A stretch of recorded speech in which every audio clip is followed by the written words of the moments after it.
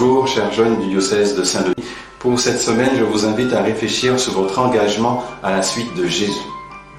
Avez-vous déjà réfléchi à votre engagement de chrétien? Il n'y a pas d'âge pour s'engager.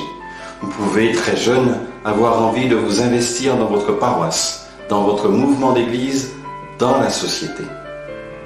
Si nous devions avoir un repère, nous pourrions déjà affirmer que le baptême, ce moment qui fait de nous des filles et fils de Dieu, nous invite à appeler Dieu Père, est déjà le moment qui nous invite à marcher à la suite de Jésus comme disciples et à nous engager pour témoigner de l'Évangile comme missionnaires. Et là encore, un moment comme la confirmation peut signifier cet engagement de disciples missionnaires, comme nous l'a rappelé le pape François avec cette phrase « Dieu, dont lui seul a le secret, chers jeunes, sortez de vos canapés ». Engagé mais pas moins humain, contrairement à ce que l'on pourrait penser. Une des plus belles preuves de l'authenticité de l'Évangile, c'est bien le fait que la Bible montre souvent des hommes et des femmes engagés, mais pécheurs, avec des limites. Ainsi Dieu nous montre à travers eux que nous sommes bien plus que nos fautes. Ces hommes et femmes de la Bible ont souvent été justement appelés par Dieu, par le Christ. Dieu est plus grand que notre cœur. Alors oui, l'Évangile nous donne un bel exemple de limite humaine à travers le reniement de Pierre. Souvenez-vous, dans l'Évangile de Marc, Jésus est arrêté, nous sommes à la fin de l'Évangile. Il va comparaître devant le Sanhédrin. Sa vie sera clairement en danger. Et Pierre, lui, va surtout penser à sauver sa peau face à l'affirmation de cette femme. Oui, cette femme qui interpelle Pierre et lui dit « Toi aussi tu étais avec le Nazaréen, avec Jésus ».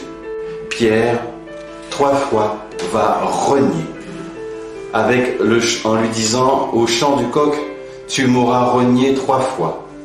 Et au deuxième chant du coq, effectivement, Pierre avait déjà renié 3 fois Jésus. Pierre se souviendra avec douleur de cette phrase de Jésus. Osons regarder ce temps de carême dans le secret de notre cœur. Osons présenter au Seigneur nos reniements, nos erreurs, afin que cela ne freine surtout pas nos désirs d'engagement. Présentons les choix que nous avons faits et qui ne conduisaient pas toujours, avouons-le, à un chemin de vie. Et que serait l'Évangile sans cet autre passage chez Jean au chapitre 21, où Jésus, après la résurrection, apparaît aux disciples et demande à Pierre par 3 fois « M'aimes-tu » Le même Pierre qu'il avait renié et qui lui répondra « Oui Seigneur, tu sais que je t'aime ». Et cette belle invitation que Jésus lance à Pierre, à la fin, « Suis-moi ». Chers jeunes, Jésus vous pardonne en vous demandant si vous l'aimez. Et en répondant oui, alors vous êtes prêt à recevoir son pardon. Voici une belle définition, je trouve, de la confession. Accueillir l'amour de Dieu. Vous êtes alors prêt à relever ce challenge pour cette semaine de carême.